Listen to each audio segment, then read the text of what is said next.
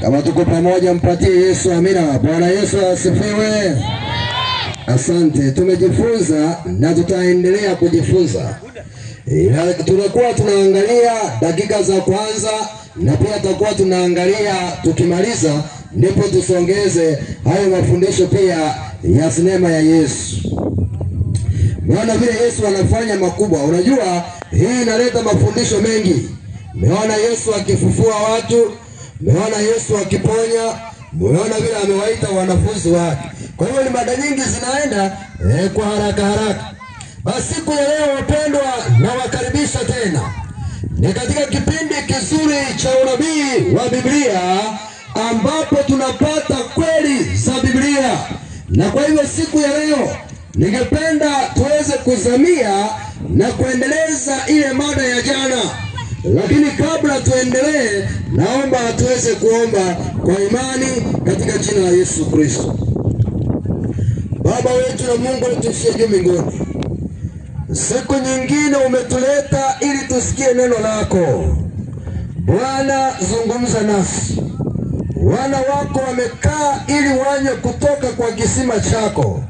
Bwana, wanyweshe na walishe chakula cha mbinguni. Bwana, sasa tunapoanza mada hii tena, wacha tuweze kuwa na uelewa na ufahamu kupitia kwa jina la Yesu Kristo. Bwana, uwe nasi mpaka tumalize. Tumeomba na kuamini katika jina la Yesu Kristo aliye Bwana na Mwokozi wetu. Amina. Basi wapendwa, wakambicha, siku ya jana tuliweza kuangalia kitabu cha Danieli 2. Na bila wasiwasi tukaweka wazi beni paruanja ya kwamba waganga, wachawi, wasihiri hawawezi. Hiyo nayo tuliweka X, maana Biblia iliweka wazi. Nataka nikwambia kwamba katika mikutano hii lengo ni kumfunua Yesu Kristo, ambaye huyu Yesu Kristo ndiye muumbaji. Mwalimu aliyetangulia ametufundisha vile Mungu ni muumbaji. Na huyu Yesu tunayemhubiri ni Yesu Kristo aliyekufa msalabani kwa ajili ya dhambi zako na kwa ajili ya dhambi zangu. Na huyu Yesu tunayemhubiri, yeye ndiye kuhani mkuu. Saa hii amekaa mbinguni. Wewe ukitenda dhambi anakuombea, ni muombezi wako. Anamwambia Mungu, subiri kidogo, mupatie na mtune nafasi kiasi. Anasema kidogo, mupatie na Thoya nafasi kiasi. Hiyo ndiyo kazi ya Mungu kule mbinguni. Yeye ni ya Yesu, yeye ni muombezi wetu. Kwa hiyo unastahili kwenda kwa fulani ili akuombee. Unastahili kuomba kupitia kwa Yesu Kristo. Haleluya. Na huyu Yesu tunayemhubiri ndiyo Yesu ambaye hivi karibuni anakuja upesi ili atuondoe katika dunia hii ya shida.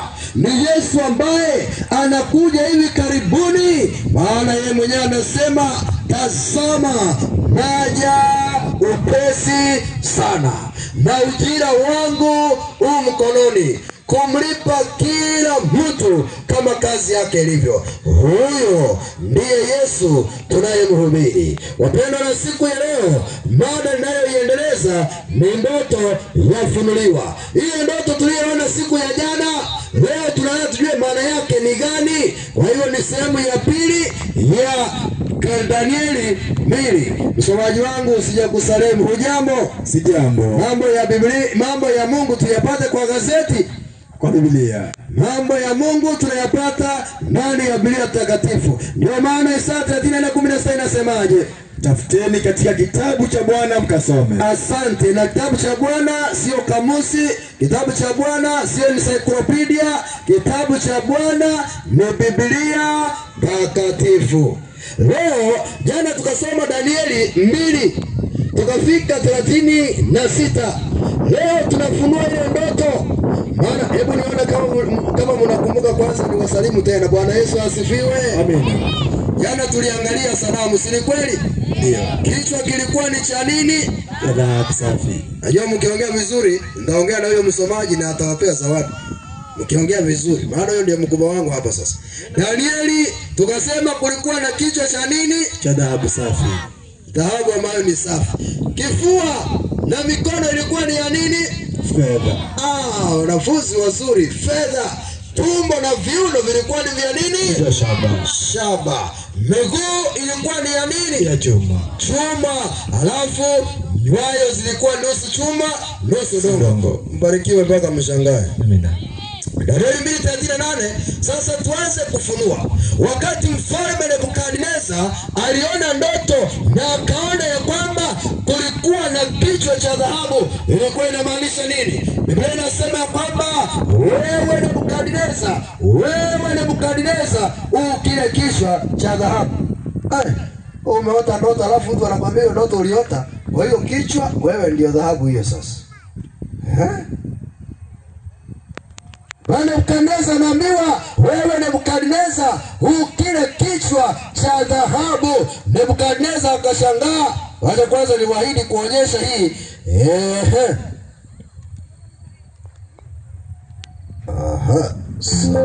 Samahani kidogo.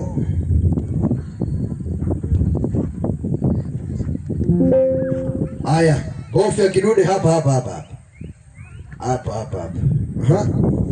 Hii tuweze kuangalia kwa kifupi tu. Unaweza iweka iwe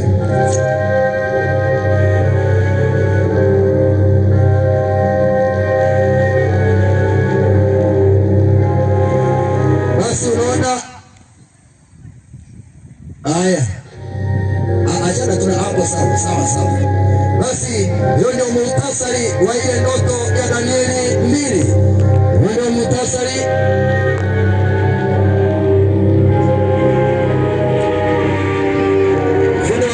Siona kama inakuja. Bado. Maana hapa inafaa ionyeshe hatua kwa hatua.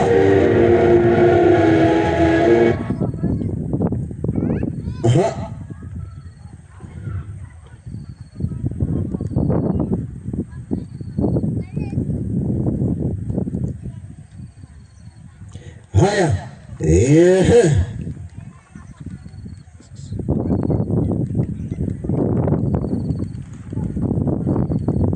Ni sawa. Kwa sababu ya muda, hebu tuende chini.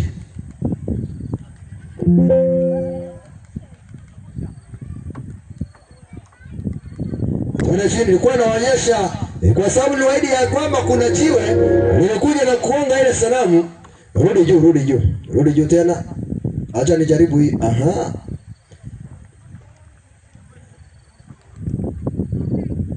Hebu bofya hiyo. Zinakaribiana. Play.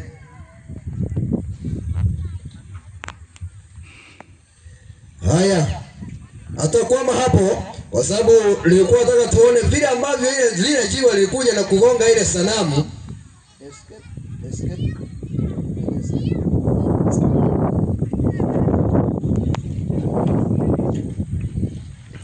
Samani iwe radhi kidogo. Nataka nione kwa sababu kuna watu wana mafundisho ya kwamba jiwe litatoka mbinguni, na hiyo ndio kazi yangu leo, ili niwaeleze ile jiwe ni lipi.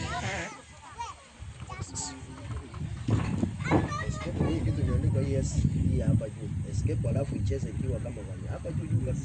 Hapa escape. Hapa sasa kwa play na haya sasa tutaiona ikiwa kidogo hivyo, lakini uwe makini sana. Sasa hii ndio sanamu ambayo Nebukadneza aliona, na sanamu hii inaenda hatua kwa hatua. Basi kulikuwa na kichwa cha dhahabu, alafu ikafuatia mikono na kifua kilichokuwa cha fedha, tumbo na viuno vya shaba, miguu ni ya chuma, nyayo zilikuwa ni nusu chuma nusu udongo. Sasa angalia vizuri, jiwe likakuja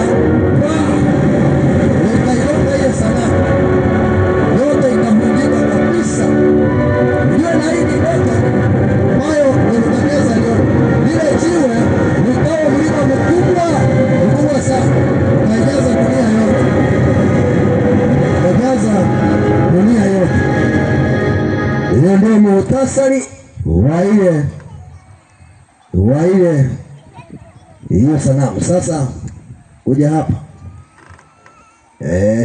upresent. Asante, barikiwe sana.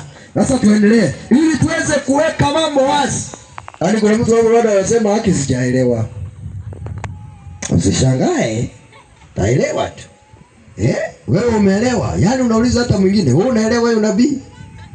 Ngoja nikwambie, hii utaelewa tu. Sasa kwa wale ambao wameendelea wanasema mtumishi tuendelee, na mimi sina shaka tunaendelea sasa ili niwaeleweshe vizuri.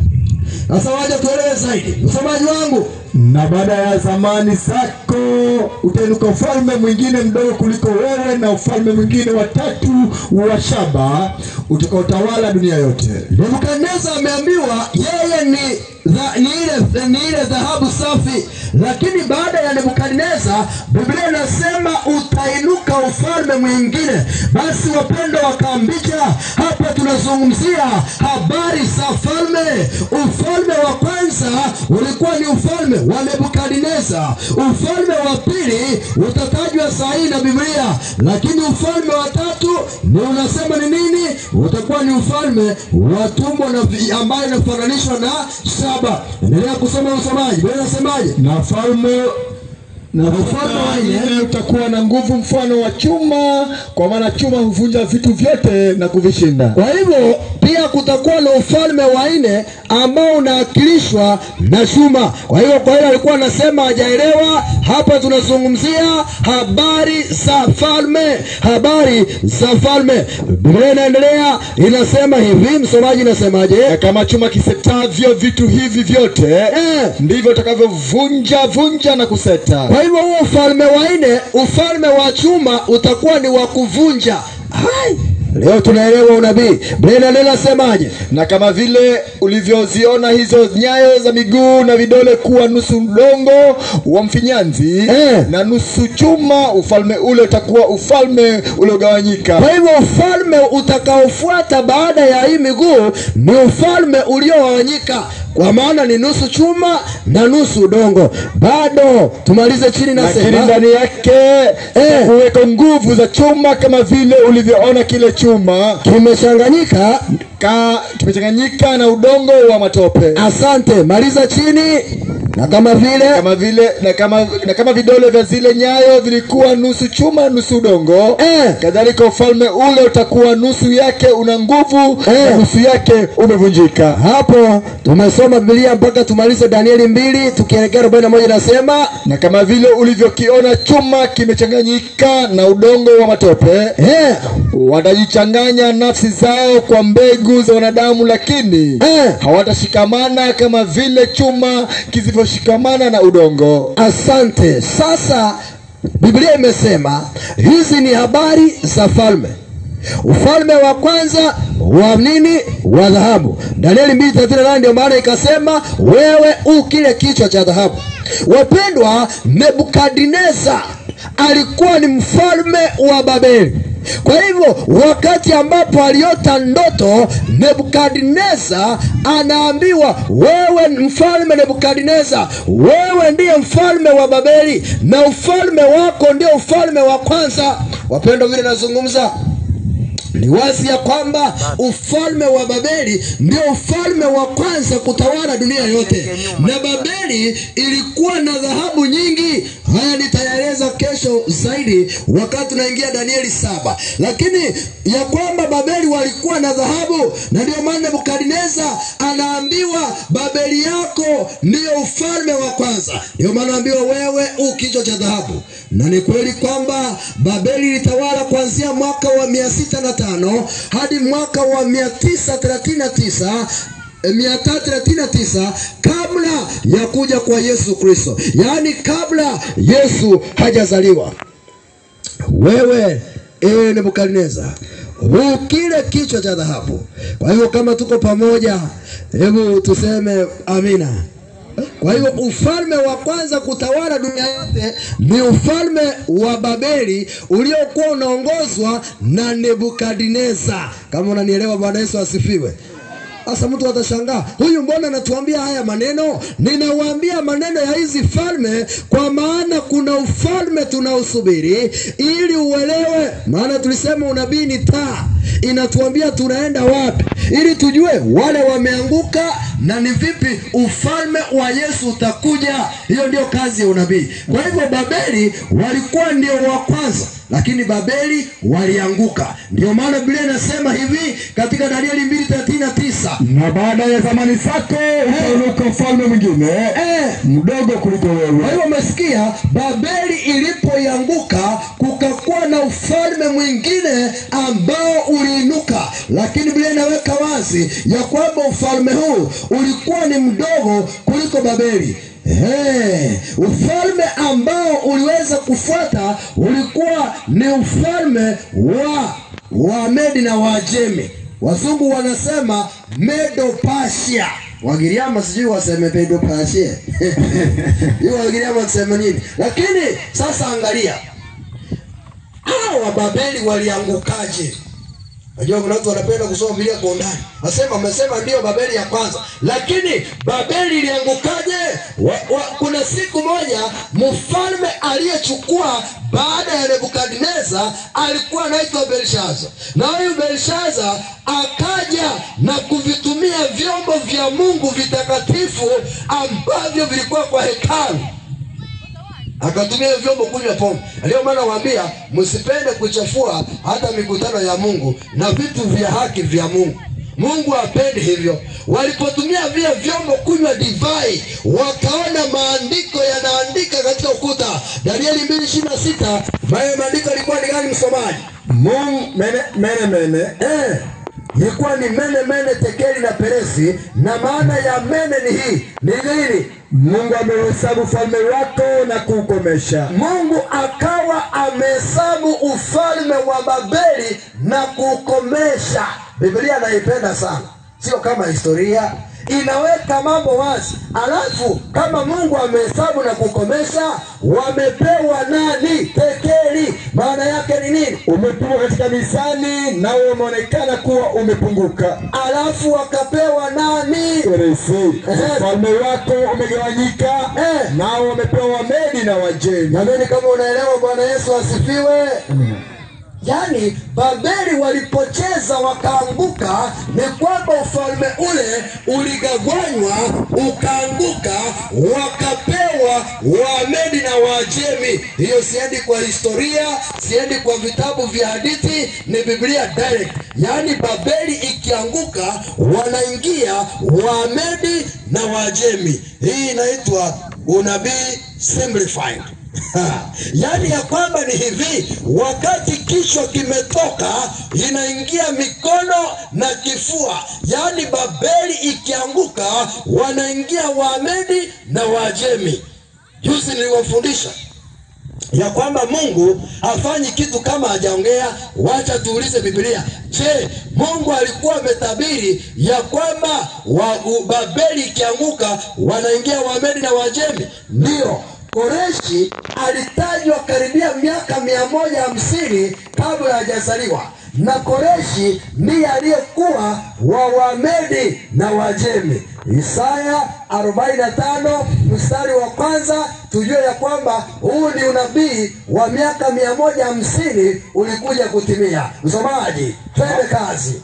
Haya ndiyo Bwana amwambiaye Koreshi, masihi wake, ambaye nimeshika mkono wake wa kuume, ili kutiisha mataifa mbele yake.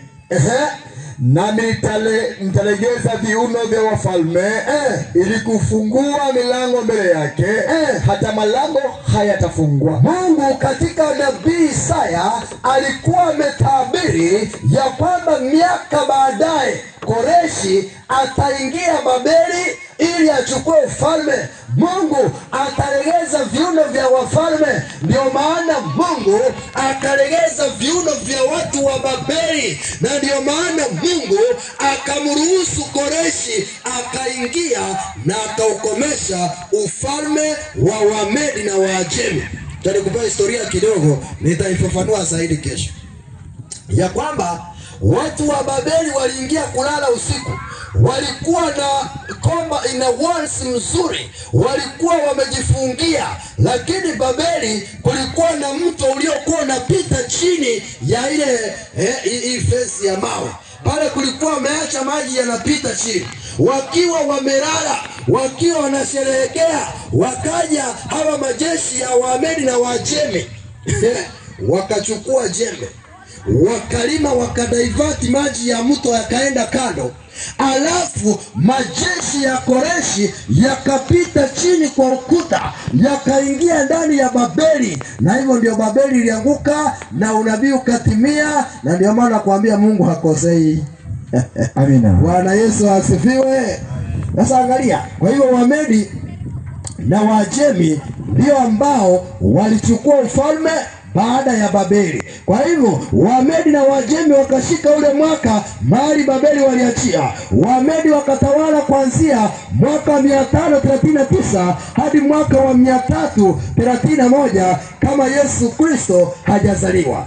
Unajua hapo inanipatia habari nzuri ya kwamba vile tunasonga Yesu anakaribia kuja. Haleluya. Babeli imeanguka, tumepunguza miaka ya Yesu kuja. Wamedi na Wajemi ndio hao, tunapunguza miaka ya Yesu kuja.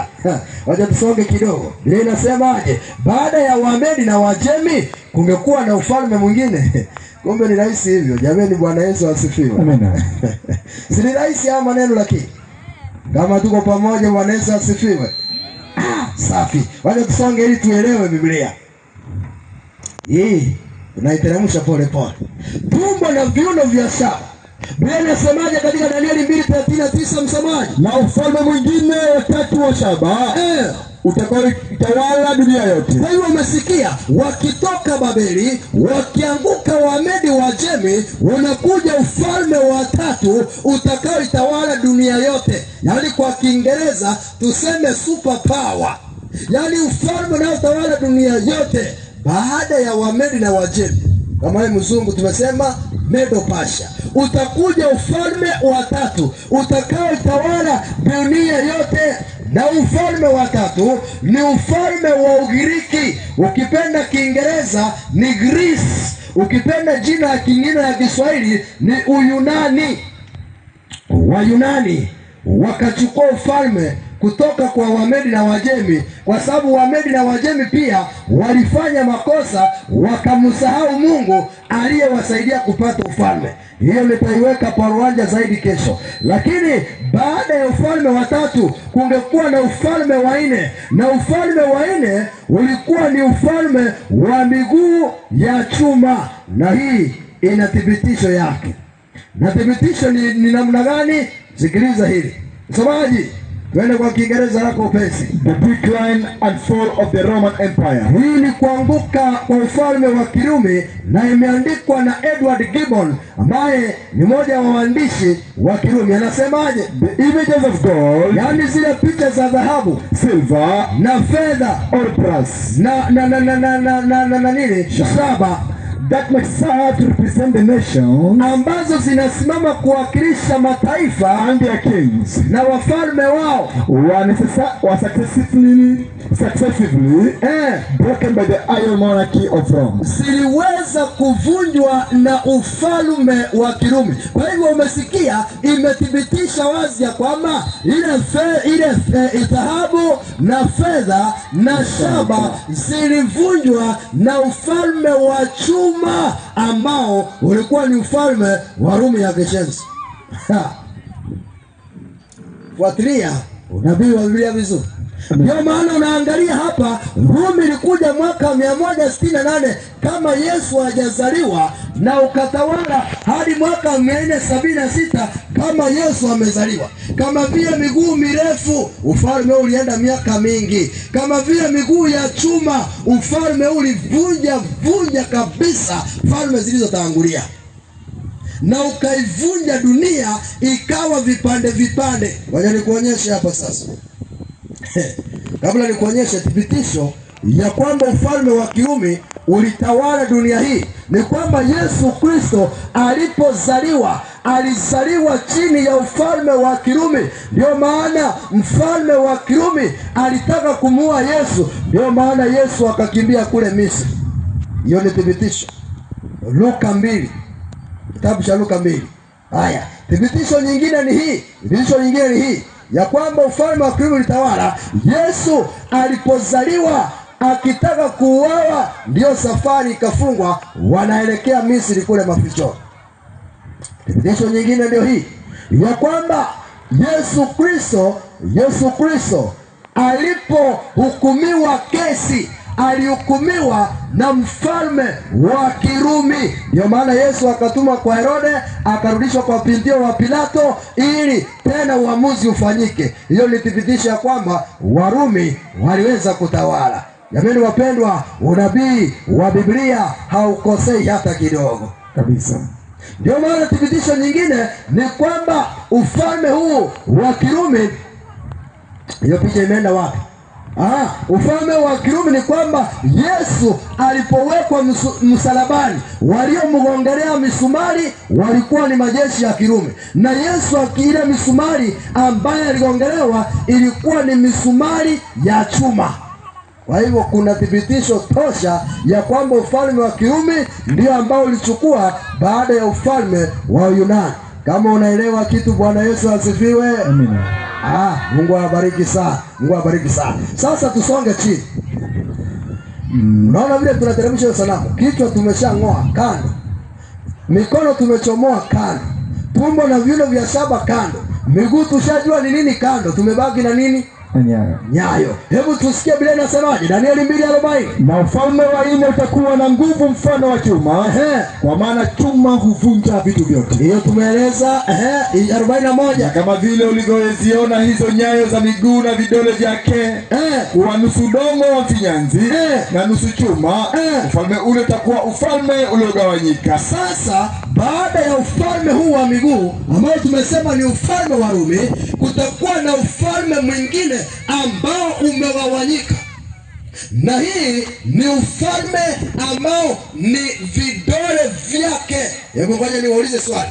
Mtu wa kawaida vidole vya miguu ni vingapi? 5. Miguu yote miwili 10. Miguu yote miwili na vidole vingapi? 10. 9. Huyo ni mwenye labda yuko sawa, mwenye ako sawa vidole 10. Si ndio? Kweli.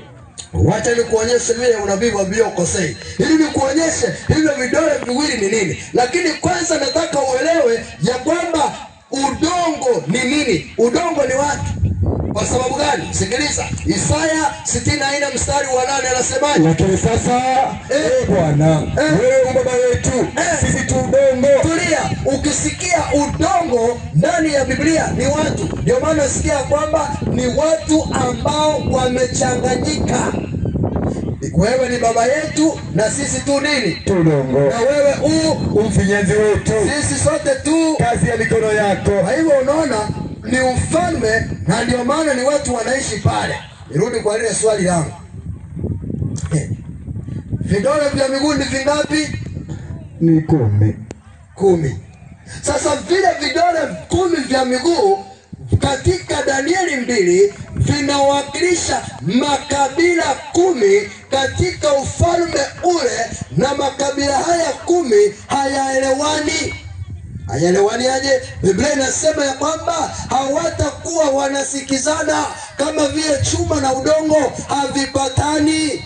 Sasa sikiliza. Katika ufalme uliofuata baada ya Warumi, ulikuwa ni ufalme, ulikuwa na mataifa 10. Na mataifa haya 10 ama kabila hizi 10 ni kama ifuatavyo. Ya kwanza ni Alamani ambao wanajulikana kama nini msomaji? Wajerumani. Burgundian, Waswisi. France, Wafaransa. Lombards, Wataliano. Saxon, Waingereza. Suevi, Wareno. Viscos, Wahispania. Wacha tuhesabu ngapi? 1, 2, 3, 4, 5, 6, 7. Mtu analiuliza, na umesema ni 10, mbona 7? Hizo za 3 ndio hizi hapa, na nikwambie ni kwa nini. Ya 8 ni gani? Heruli. Ya 9 Vandals. ya 10 Ostrogoths. hawa hawapo tena duniani. Unajua sahi hata unasikia mtu akisema, mimi mtoto wangu ako kule Ujerumani. Mimi mtoto wangu ako kule Uingereza. Basi Waitaliano walikuja. moja, basi Wafaransa wakafanya hii. Lakini ushaisikia kuna Waheruli? Hakuna. Wavandali? Hakuna. Waostrogoths? Wako. Hawako. Na usikose mada ya kesho nikwambie ni kwa nini hawako. Lakini kwa leo Danieli 2 unabii umetimia ya kwamba kuna makabila 10. Kama vile kuna vidole vingapi? 10. Na hawa hawapatani. Sasa hii ndio inaitwa yani divided Europe.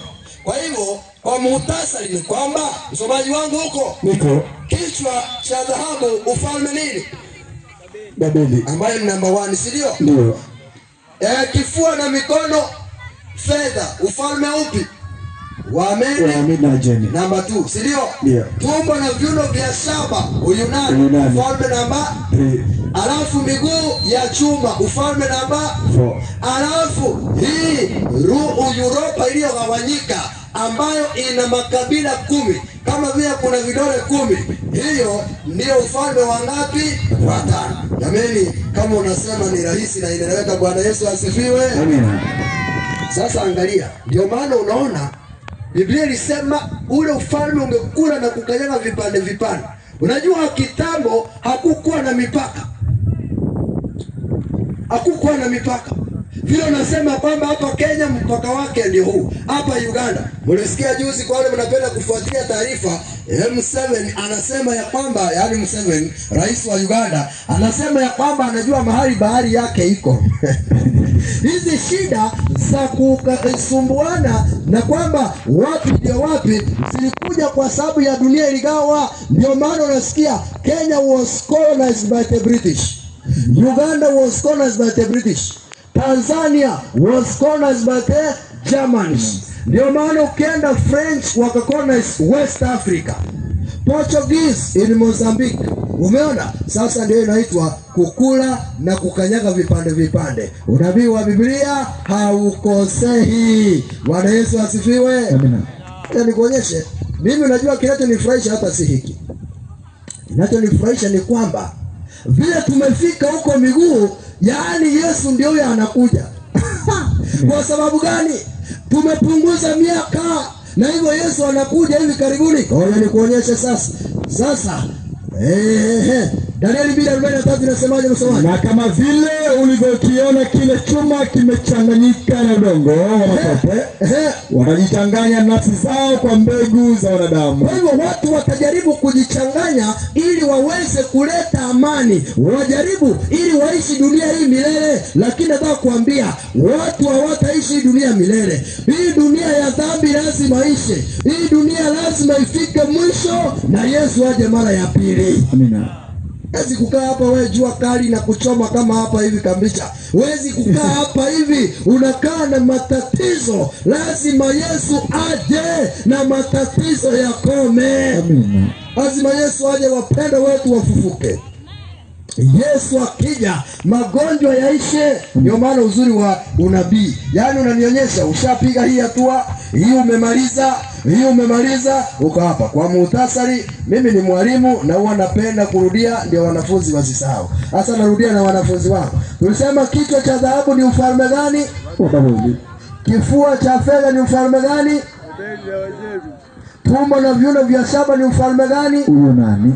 Miguu ya chuma ufalme gani? Urumi. Vidole vya udongo na chuma ni nini? Ulaya iliyogawanyika. Ngoja nikuulize. Kwa ile sanamu uliona tulimaliza, si ni kama imeisha? Imeisha.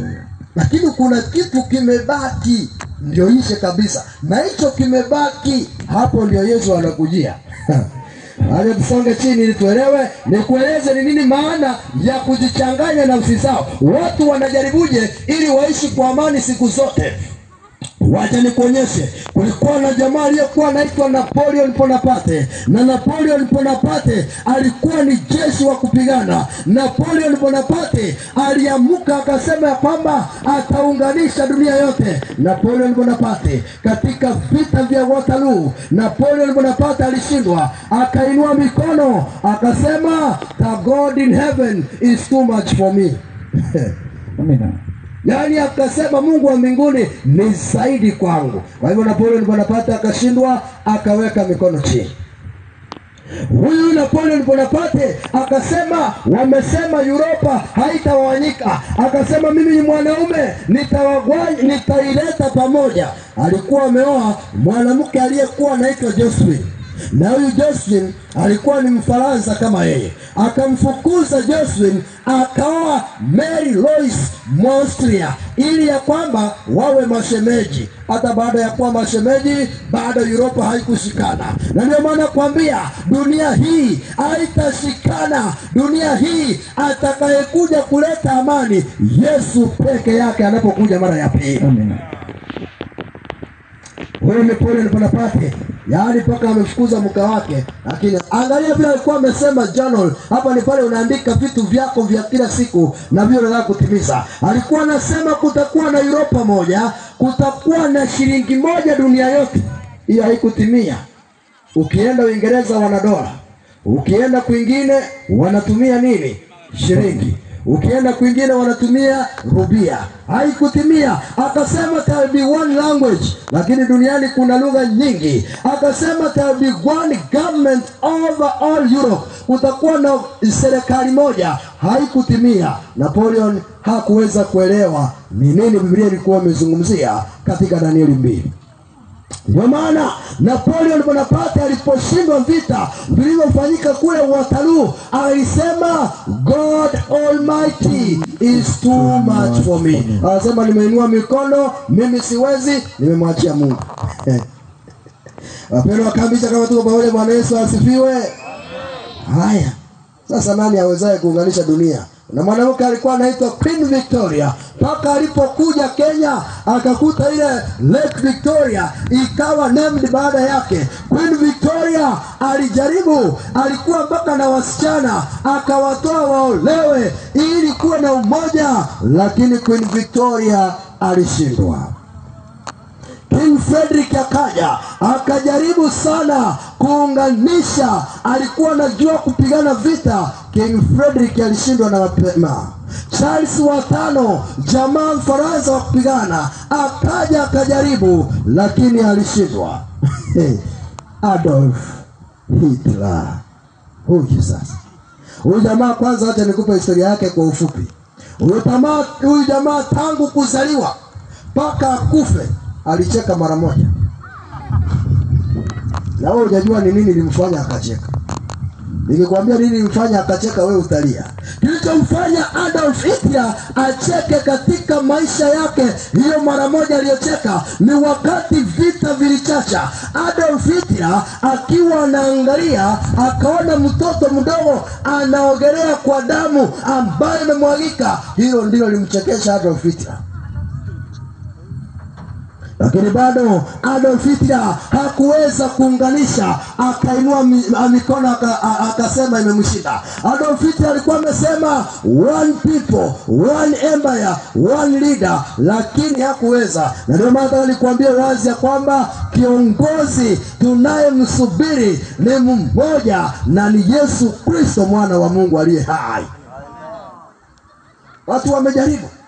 Unabii wa Danieli 2 na uweka kwa wazi. Adolf Hitler alijaribu lakini hakuweza. Nataka nikuonyeshe hapa maandishi ya mwandishi mmoja ambaye alijaliwa na Roho wa Mungu kuandika mambo mazito. Anaitwa Ellen White. Anasema hivi. Msomaji wangu upo? Yeah, niko. Twende. The time of trouble which is to increase until the end is very near at hand. Wakati wa shida ambao utaendelea kuongezeka zaidi umekaribia zaidi. We have no time to lose. Hatuna muda wa kupoteza. The world is tired with spirit of war. Dunia tunayoishi ni dunia ambayo imesukumwa na roho wa vita. The prophecies of the 11th of Daniel have almost reached their final fulfillment. Ule unabii wa Danieli 11 umetimia. Wapendwa, maneno haya yaliandikwa kitambo 1904, lakini yanatimia sahihi. Angalia juzi, watu wangapi tuliwapoteza GMC hapa Kenya kwa sababu ya vita? Wengi. Watu wangapi? Watu wangapi? Jamani wapendwa, juzi kulikuwa tuna by election. Watu wangapi waliuawa? wengi. Jamani, sasa ukienda hata uangalie runinga utasikia kuna gari limeanguka mahali, watu 14 wote waliokuwa kanisani wameishi. Wapendwa, hata leo nikiwa hapa nimeangalia wazee, sijui ilikuwa ni sehemu gani, wameinua mikono wanaomba kwa sababu ya kiangazi. Angalia hapo chini vile anasema. Soma msomaji. The world is becoming more and more lawless. Yaani dunia inakuwa dunia isiyo na sheria. Yaani mtu anakamatwa leo, anauawa na hakuna chenye mnafanya. Maliza chini. Soon great trouble will arise among the nations. Hivi karibuni kutakuwa na shida kubwa katika mataifa. Wapenda wakambicha, hivi karibuni mateso yatakuwa ni mengi. Watu mtaona wanakatana hivi na wanacheka tu. Ndio maana wakati wa Nuhu watu walikuwa wanauana wanacheka.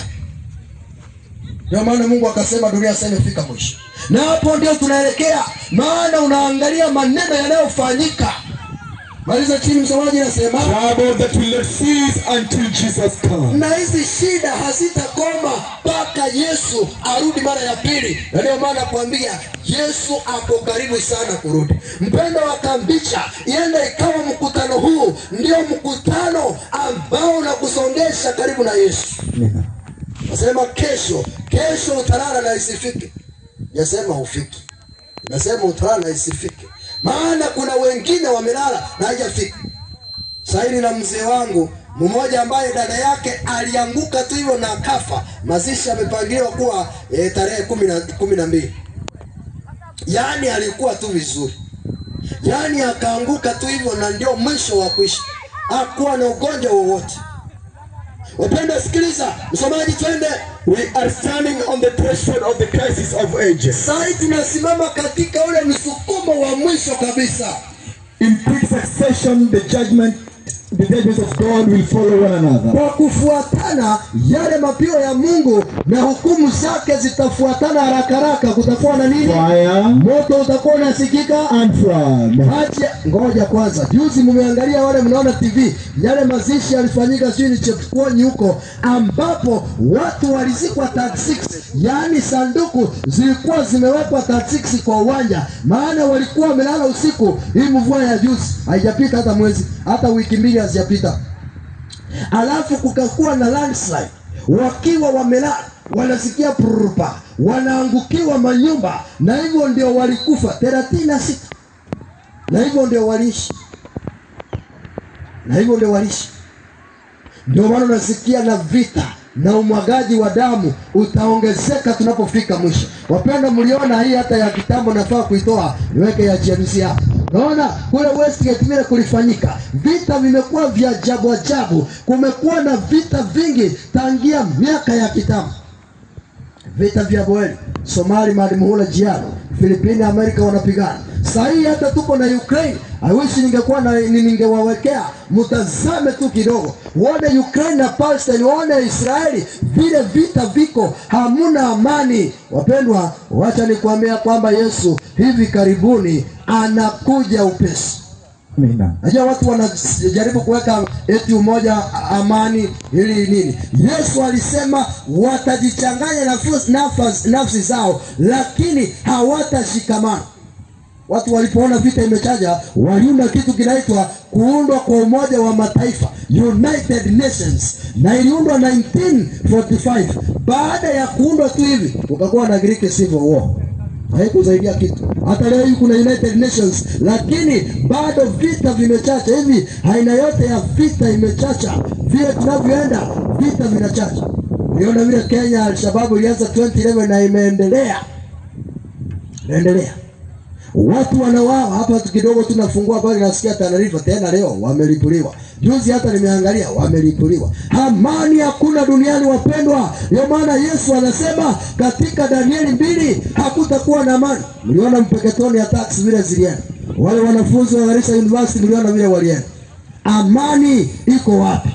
Watu wanauawa, Boko Haram, Al-Shabaab. Amani iko wapi? Amani iko wapi? Biblia inasema watajichanganya nafsi zao. Watu wamejaribu kuenda hata mwezini. Hata walienda mwezini walirudi wakasema jameni hakuna amani. Sasa rudi kwa Danieli 2, kisonga chini, lakini kama unaelewa kitu, Bwana Yesu asifiwe. Amina. Sasa sikiliza, Uelewe Biblia inasemaje? Na katika siku za ufalme hao Mungu wa mbinguni atasimamisha ufalme ambao hautaangamizwa milele. Wapendwa, hivi sasa vile tunaona mambo yamekuwa hivi karibuni, Mungu atasimamisha ufalme ambao hautaanguka kama wa Babeli. Mungu atasimamisha ufalme ambao hautaanguka kama wa Wamedi. Mungu atasimamisha ufalme utakaosimama milele na milele. Amina. Na huo ufalme ndio ningependa mtu wa Kambicha nawe uwe pale. Ufalme ambao watu wengine hawataachiwa enzi yake, bali utavunja falme hizi zote vipande na kuziharibu, na utasimama milele na milele. Ni ufalme wa Yesu Kristo, ufalme ambao utaishi na kudumu. Ndio maana Biblia ilisema hivi, wale ambao mnasema wanasayansi walisema jiwe litaanguka, wacha nikuonyeshe sio jiwe la kuanguka. Hii ndio Biblia inamaanisha. Biblia inasemaje? Na kama vile ulivyoona ya kuwa jiwe lililochongwa bila kazi ya mkono, na ya kuwa lilivunja kile chuma na ile shaba, na ule udongo na ile fedha na ile dhahabu, basi Mungu aliye mkuu amemjulisha mfalme mambo yatakayokuwa baadaye, na ndoto hii ni hakika na tafsiri yake ni thabiti. Hii tumekuambia sio historia, hii tumekuambia sio sayansi, hii ni hakika na ni thabiti, ni hivyo inatimia. Ndio maana unaona nimekuonyesha vile falme zilianguka. Tujibu hili swali la muhimu usiku wa leo. Hili jiwe ni nini? Maana tumemaliza ile sanamu. Yaani falme za dunia umeona vile zinaishi. Sasa hili jiwe linagonga hii sanamu ni lipi? Hili jiwe litakalomaliza hizi falme za dunia ni lipi? Wakorintho wa kwanza 10 mstari wa 1 hadi wa 4 nasema, kwa maana ndugu zangu wapendwa wa Kambicha, ndugu zetu, sipendi mkose kufahamu ya kuwa, hatupendi mkose kufahamu maneno haya. Baba zetu walikuwa wote chini ya wingu, ndio wote wakapita kati ya bahari, alafu wote wakafanya nini? Wakabatizwa wawe wa Musa katika wingu la nini? Na katika bahari. Na najua hata niseme jambo la muhimu hapa.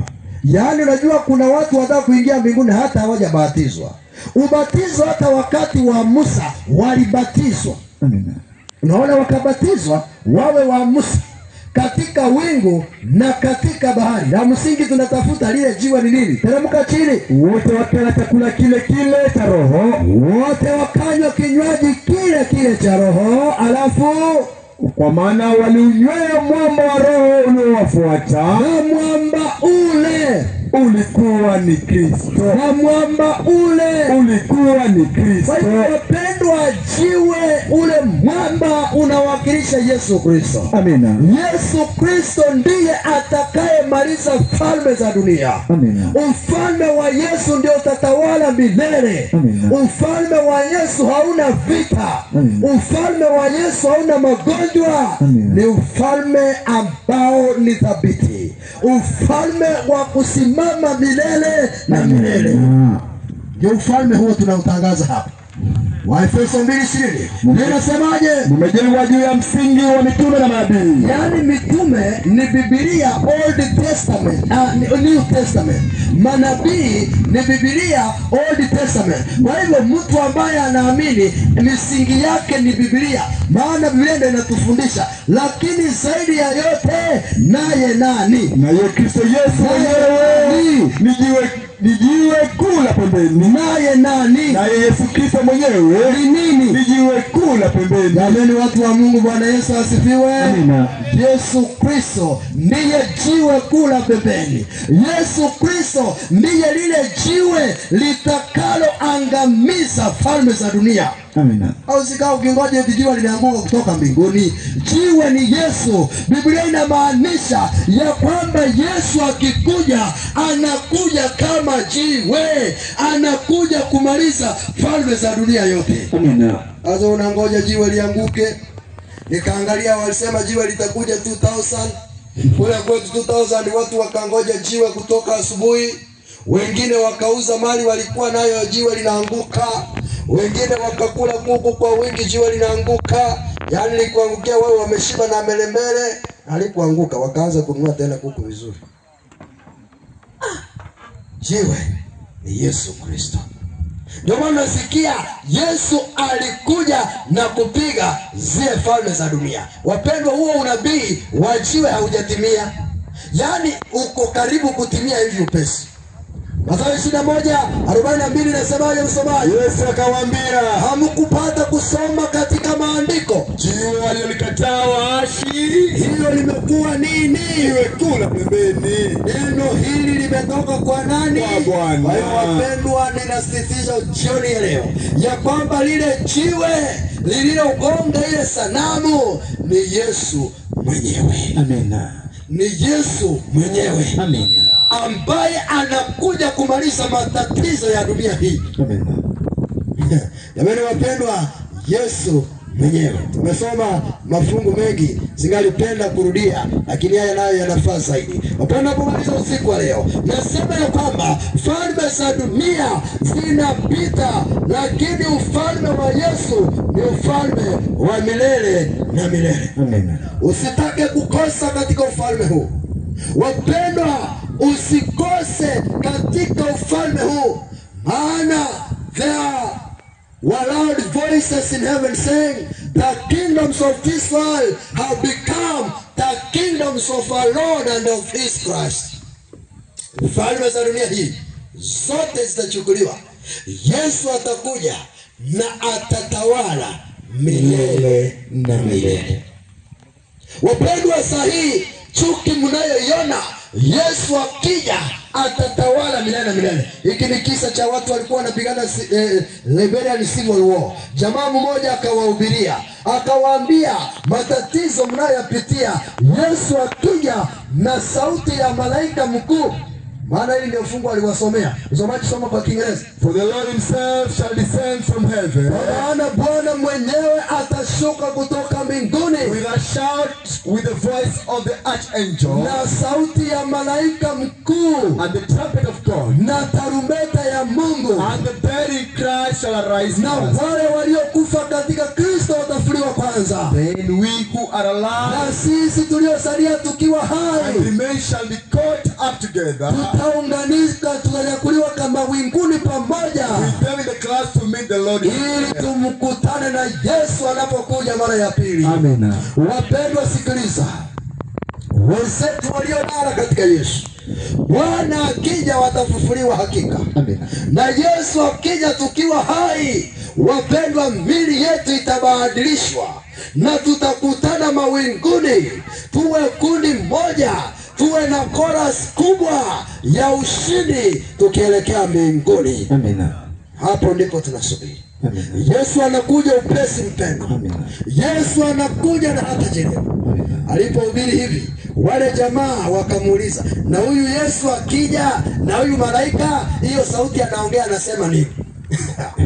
Yule jamaa akasema, Yesu atasema nini? Roho Bwana akamwongoza na akasema, Yesu akija atasema, enough is enough.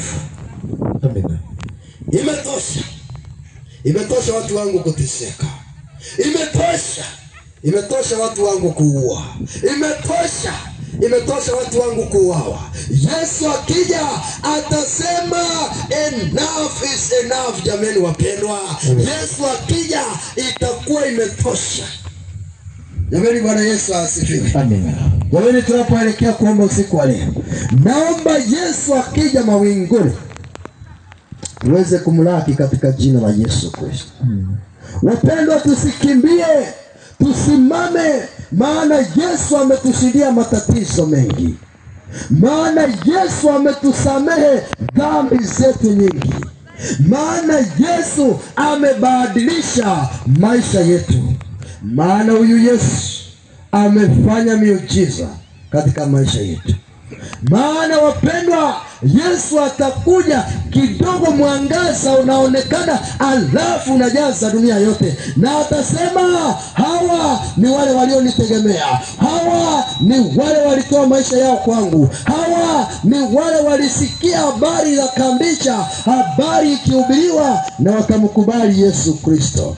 Jameni, njoo kwa Yesu Kristo, njoo kwa Yesu Kristo. Ukiwa unasumbuliwa na jambo lolote, mizigo yako mizito, usilete kwangu, ilete kwa Yesu. Na kama ndilo ombi lako na tumaini lako, naomba usimame ili tuweze kuomba tumalize jioni ya leo. Nimeweka unabii kwa njia ya rais ya kwamba falme za dunia hii zitapita. Wapendwa, siku moja utaacha kulala ndani ya ile nyumba ya matope. Wapendwa, siku moja utaacha kulala kwa kitanda cha hospitali. Wapendwa, siku moja utaacha kugombezwa katika dunia hii.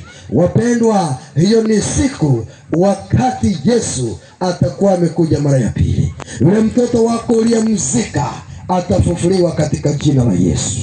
Ule mpendo wako ulimpenda sana mpaka leo ukimkumbuka moyo wako unaugua. Yesu akija, kifo kitakuwa tunakiambia kwa heri katika dunia hii. Huyo ndiye Yesu ambaye anazungumza nasi jioni ya leo. Amen. Amen. Wapendwa, tusonge mbele tuombe. Mungu awabariki sana kwa kuchukua muda wenu na kuweza kufika hapa. Mungu awabariki sana.